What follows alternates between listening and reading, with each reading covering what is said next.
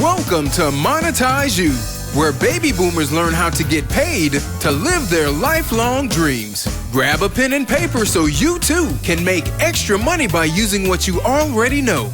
Now, here's our host. Hi, this is Angela Heath, speaker, trainer, and author, and welcome back to part 2 of our 3-part mini educational session called Baby Boomers: An Introduction to Marketing and Sales Funnels.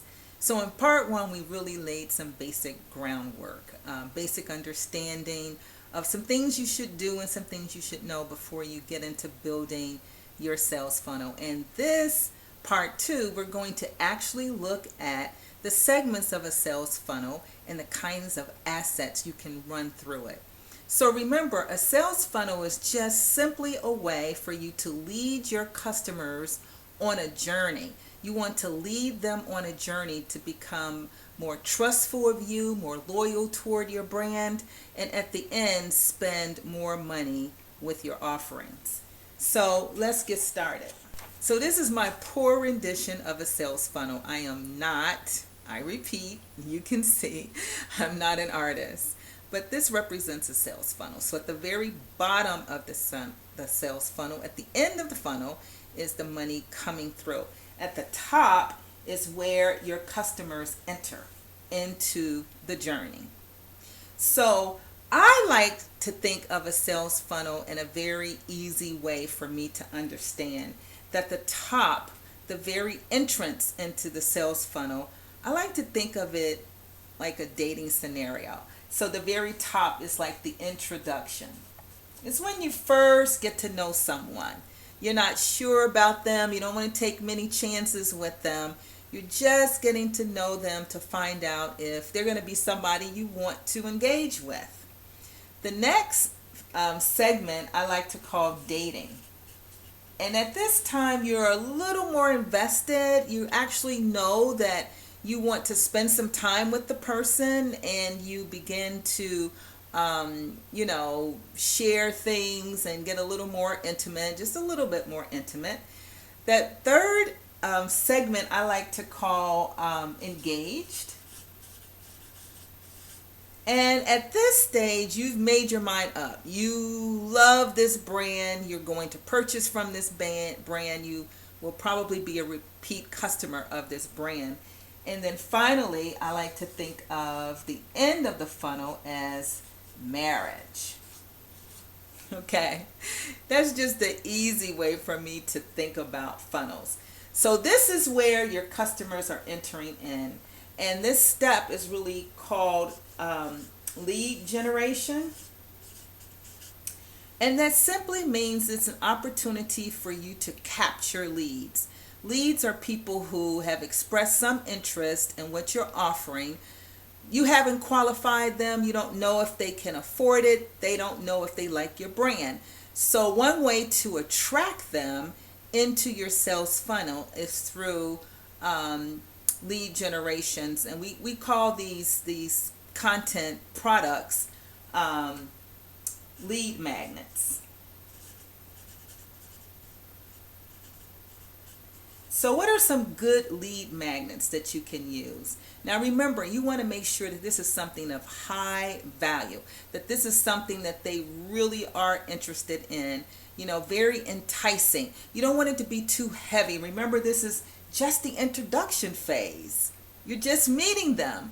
But you want it to be something that you can exchange with them for value and something that they will remember you for. So nice bite-sized pieces of information that you can share with your audience. So a couple good content assets that you want to run through as lead magnets include things like assessments, checklists. You could do a video. I like to do like a video with some really good tidbits of information similar to this, because that gives people to see you and to learn your personality. Because if you're selling things online, it's very impersonal. And if people like your personality, they are more obliged to purchase from you. So these again are things like templates, nice bite-sized pieces of information. And the interesting thing about this is that this is all free. This is giveaways to get them in to your sales funnel, to get to know you just a little bit better. Now the second segment, we call that a tripwire. And here's where you're going to charge them for some really quality information that you have to offer. You don't want to charge a lot of money because you're just in the dating phase. They are being introduced to your brand again, and they're beginning to get a feel for the quality, the consistent quality that you would provide if they were to purchase for you. So you can find things like the $1 offers. I'm sure you've seen things that you can get something really great for $1. You might do something like an ebook, and you can charge anywhere from like $7 to even $20. Personally, I like the $10 kind of thing. You might want to do a webinar that provides some really good information, but it also leads them down the road in your sales funnel. You can do anything here. It's just something that is inexpensive for you to produce, that gives them a better sense of the value that you're going to add as you continue this dating and courting process. So that's Tripwire. And then the next segment here, some people call it continuous engagement. Some people call it drip engagement. I like continuous engagement.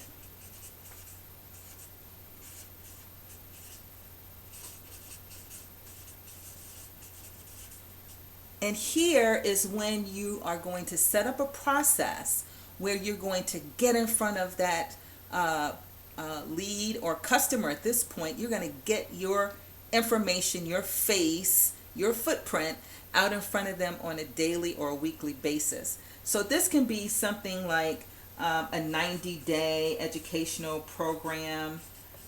It can be like weekly emails or videos.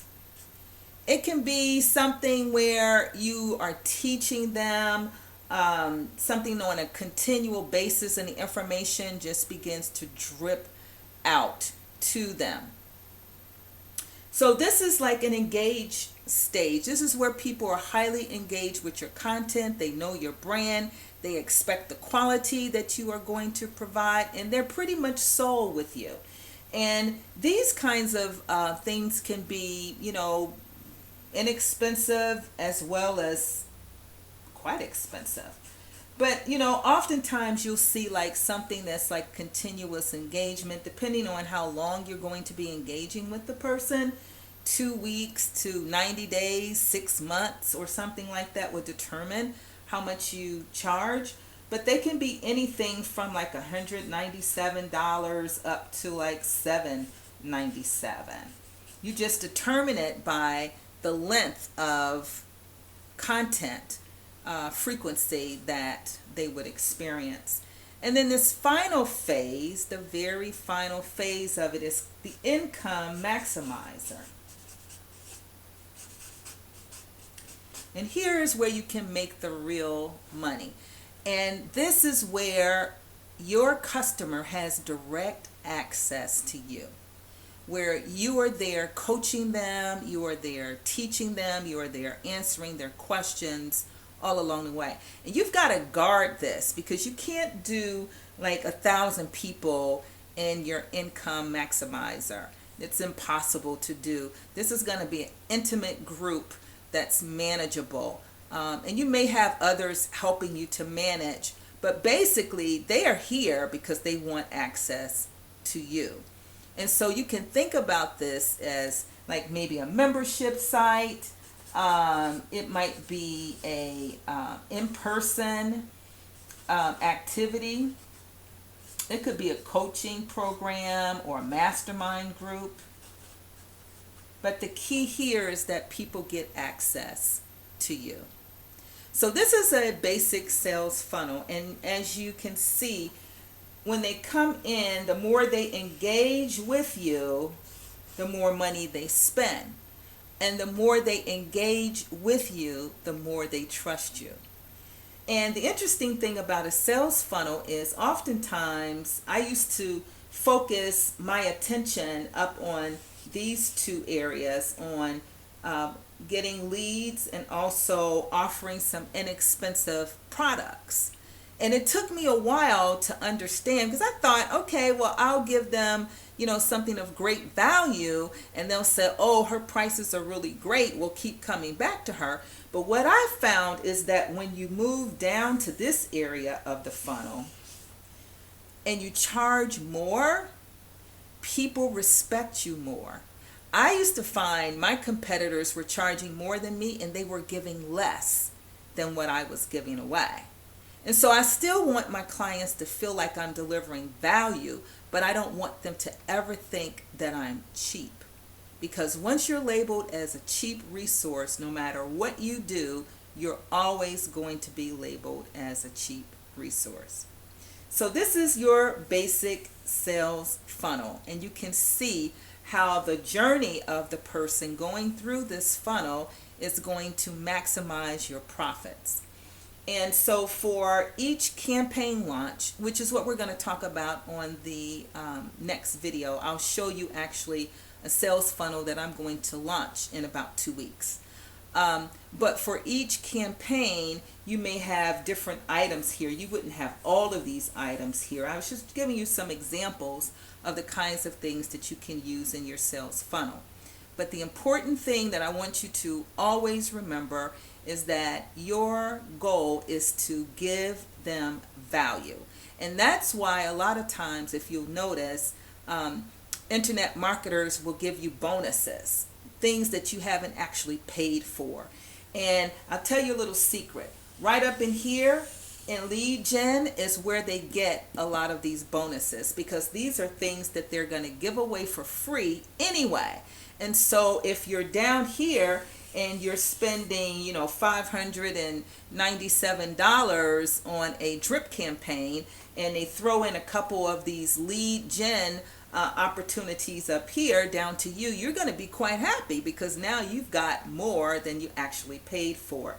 The other tip that I want to give you is that when you're developing a very specific funnel, as you'll see in the next video, you want to make sure you align the goals and the purposes of each one of these items in your funnel. You want to align them so that one builds upon the other. So if you start off sharing with someone, the best apples to buy for mom's apple pie, and where to get raw sugar, and butter from cows that have not been treated with hormones or something, when you talk about this recipe for apple pies, the next thing you might want to do is to sell them an apple pie, and then the next thing you may want to do is to send them a video with step-by-step instructions of where or of how they can prepare their own apple pie. And you might even want to give them